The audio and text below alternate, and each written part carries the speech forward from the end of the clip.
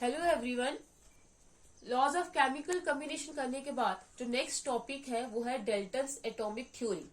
Dalton's atomic theory क्या है? जब लॉज ऑफ केमिकल कम्बिनेशन की डिस्कवरी होगी उसके बाद नेक्स्ट स्टेप क्या था? इन जो ये लॉस की जो डिस्कवरी हुई है इनकी करेक्ट एक्सप्लेनेशन देना या इनकी जस्टिफिकेशन देना। एक ब्रिटिश केमिस्ट था जिसका नाम था जॉन डेल्टन। उसने एक थ्योरी दी रिगार्डिंग नेचर ऑफ मैटर, जिस थ्योरी को हम बोलते हैं डेल्टन्स एटॉमिक थ्योरी। इस थ्योरी में उसने उस टाइम मैटर के बारे में, एटम के बारे में जो भी चीजें डिस्कवर हुई थी, जो भी उसके टाइम मैटर और एटम के बारे में जितनी भी नॉलेज थी वो उसने अपनी इस डेल्टन एटॉमिक थ्योरी में सारा इकट्ठे करके दे दिया। तो मेन पोस्टुलेट क्या थे इस थ्योरी के? फर्स्ट ये है, matter is made up of extremely small, indivisible and indestructible ultimate particle called atom। Matter जो है कोई भी चीज हमारे सराउंडिंग में जिसने स्पेस ऑक्युपाई करी होगी, वॉल्यूम होगी, डेफिनेट मास होगा, वो किससे बना हुआ है? स्मॉल पार्टिकल से बना हुआ है जो इनडिविजिबल है, इंडिविजिबल और इनडिस्ट्रक्टिबल, जिनको हम फर्दर जो है वो डिवाइड नहीं कर सकते उस पार्टिकल को, और उस पार्टिकल का नाम क्या है? एटम। ये था उसका फर्स्ट पोस्टुलेट। सेकंड है, atoms of the same element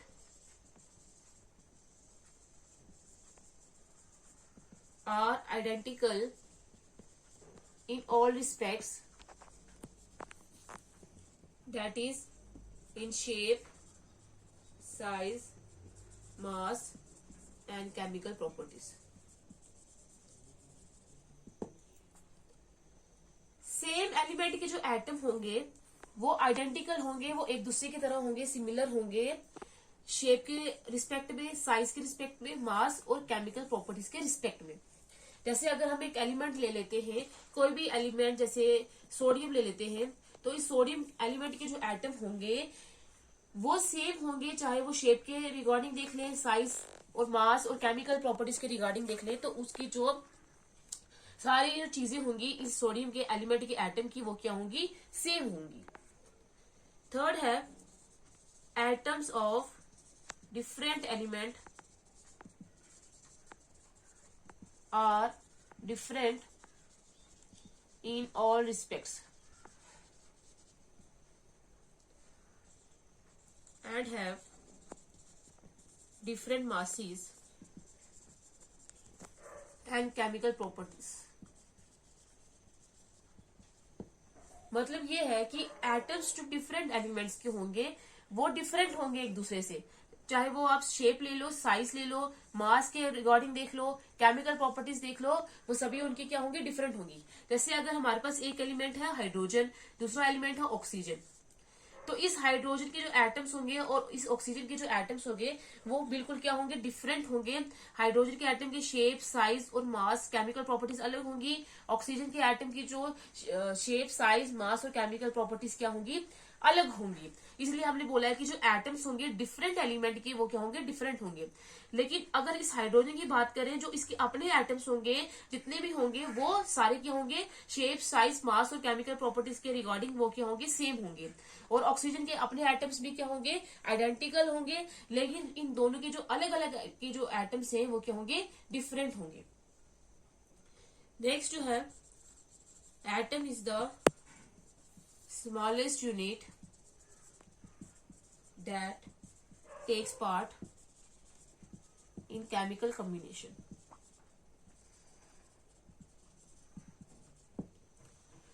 matter जो है वो एक्सट्रीमली स्मॉल पार्टिकल से बना हुआ है जिसको हम एटम बोल रहे हैं। और एटम ही एक ऐसा स्मॉलेस्ट यूनिट है जो केमिकल कम्बिनेशन में, केमिकल रिएक्शन में पार्टिसिपेट करता है। तो मैटर का जो कौन सा वाला पार्ट जो है केमिकल कॉम्बिनेशन में पार्टिसिपेट करता है वो क्या है, एटम। नेक्स्ट है atoms of 2 or more elements combined in a fixed ratio to form compounds। दो से ज्यादा एलिमेंट्स के जो एटम्स होंगे वो फिक्स रेशियो में कंबाइन करेंगे और क्या बना देंगे, कंपाउंड्स, जिनको हम मॉलिक्यूल्स भी बोल सकते हैं। जैसे कार्बन और ऑक्सीजन मिलकर क्या बनाते हैं, कार्बन डाइऑक्साइड।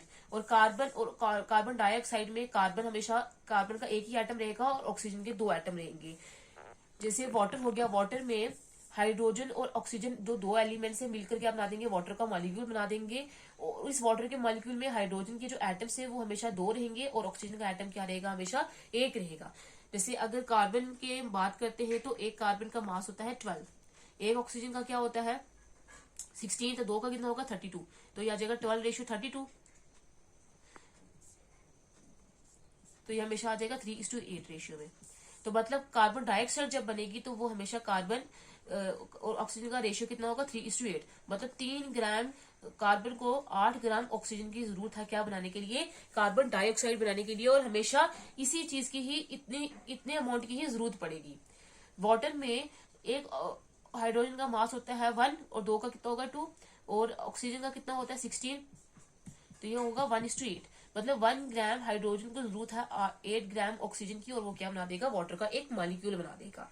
तो इसीलिए बोला जाता है कि जो एटम्स होते हैं एक या 2 से ज्यादा एलिमेंट्स के, वो क्या करते हैं फिक्स रेशियो में कंबाइन करते हैं और क्या बना देते हैं, कंपाउंड बना देते हैं। नेक्स्ट है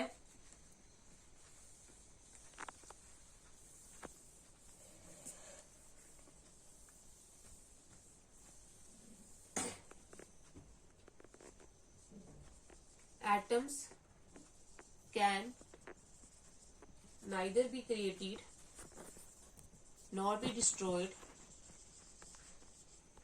during any physical and chemical change।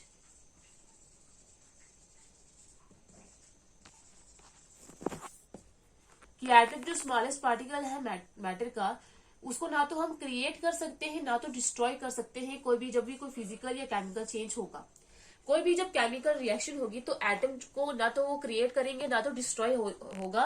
सिर्फ क्या होगा, एटम जो है वो एक फॉर्म से कन्वर्ट होगा दूसरे फॉर्म में। सिर्फ इसकी फॉर्म चेंज होगी, शेप एंड साइज चेंज होगा, कलर भी चेंज हो सकता है, स्ट्रक्चर भी चेंज होगा। लेकिन ना तो हम उसको क्रिएट कर सकते हैं ना तो हम उसको क्या कर सकते हैं, डिस्ट्रॉय कर सकते हैं। नेक्स्ट है chemical reactions involve only combination, separation and rearrangement of atoms। उस टाइम जब इसने डेल्टन ने अपनी एटॉमिक थ्योरी दी थी तो अभी तो केमिकल रिएक्शन की बहुत ज्यादा टाइप्स हैं, लेकिन उस टाइम केमिकल रिएक्शन में कौन कौन सी टाइप्स थी, सिर्फ कॉम्बिनेशन रिएक्शन जिसमें क्या होता है 2 या 2 से ज्यादा कंपाउंड या मॉलिक्यूल आपस में कंबाइन करते हैं और एक सिंगल कंपाउंड बनाते हैं। सेपरेशन जिसमें क्या होता है एक जो कंपाउंड वो क्या करता है, टूट जाता है और सेपरेट हो जाता है 2 नए कंपाउंड्स में।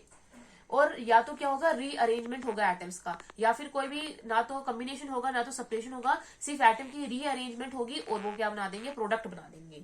तो उसने बोला था कि उस टाइम केमिकल रिएक्शन में सिर्फ क्या हो सकता है, या तो कॉम्बिनेशन होगा या सेपरेशन होगा या फिर क्या हो सकता है, रीअरेंजमेंट ऑफ एटम्स हो सकता है। नेक्स्ट है एटम्स ऑफ 2 एलिमेंट्स में combined in different ratio to form more than one compound। कि जो 2 एलिमेंट्स है, 2 डिफरेंट एलिमेंट्स के जो एटम्स हैं वो डिफरेंट रेशियो में कंबाइन कर सकते हैं। डिफरेंट रेशियो में कंबाइन करेंगे और एक से ज्यादा कंपाउंड बना सकते हैं, लेकिन हर एक कंपाउंड में उनका जो रेशियो होगा वो फिक्स्ड होगा। मतलब जैसे अगर हाइड्रोजन और ऑक्सीजन की बात करते हैं तो ये 2 कंपाउंड बना सकता है, एक वाटर बना सकता है और एक क्या बना सकता है, हाइड्रोजन पेरोक्साइड। डिफरेंट रेशियो में कंबाइन होकर ये वाटर और हाइड्रोजन पेरोक्साइड बना सकता है, लेकिन ये जो कंपाउंड बने हैं इसमें दो एलिमेंट्स का जो रेशियो है वो हमेशा क्या रहेगा, फिक्स रहेगा। इसमें हाइड्रोजन के हमेशा 2 एटम रहेंगे और ऑक्सीजन का 1 एटम रहेगा। इसमें हाइड्रोजन के हमेशा 2 एटम रहेंगे और ऑक्सीजन के भी कितने रहेंगे, 2 एटम रहेंगे। ये थे किसके, डाल्टन्स एटॉमिक थ्योरी के पोस्टुलेट्स। अब इसके ये जो पोस्टुलेट दिए हैं इसके बाद इसके कुछ लिमिटेशंस भी है, कुछ ड्रॉबैक्स भी है। अब हम डिस्कस करेंगे कि इस थ्योरी के ड्रॉबैक्स क्या है, लिमिटेशंस। लिमिटेशंस क्या है कि मेन अचीवमेंट इस थ्योरी की ये है कि इसने लॉज ऑफ कॉम्बिनेशन के बारे में क्या दी है, एक्सप्लेनेशन दी है। जैसे इसने क्या बोला है कि एटम्स जो होते हैं वो फिक्स रेशियो में कंबाइन करते हैं और वो क्या बना देते हैं, कंपाउंड बना देते हैं, जो किसको फेवर कर रहा है, लॉ ऑफ मल्टीपल प्रोपोर्शन को। फिर इसने ये बोला कि atom can neither be created nor be destroyed, जो law of conservation of mass को सपोर्ट कर रहा है। फिर इसने बोला कि एटम्स जो है 2 एलिमेंट्स के वो डिफरेंट रेशियो में कंबाइन करते हैं और एक से ज्यादा कंपाउंड बनाते हैं, जो किसको फेवर कर रहा है, लॉ ऑफ रेसिप्रोकल प्रोपोर्शन को।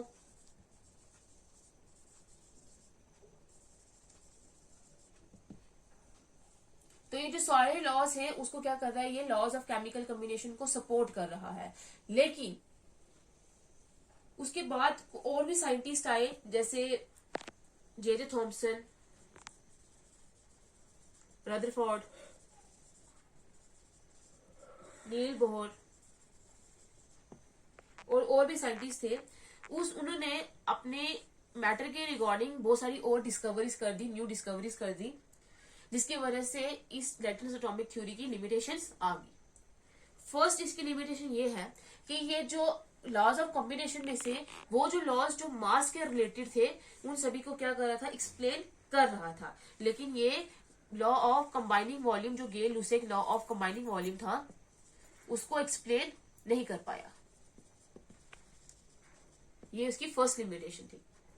सेकंड लिमिटेशन ये है कि इसने ये नहीं बताया why atoms of different element have different masses, size and chemical properties. ये तो बोल दिया कि एटम्स जो डिफरेंट एलिमेंट के होते हैं उनका मास अलग होता है, शेप अलग होती है, साइज अलग होता है, केमिकल प्रॉपर्टीज अलग होती है, लेकिन ये एक्सप्लेन ही नहीं कर पाया कि ऐसा होता क्यों है। ये थी इसकी सेकेंड लिमिटेशन। थर्ड लिमिटेशन है it could not explain why atoms of different elements combine with each other to form compounds or molecules।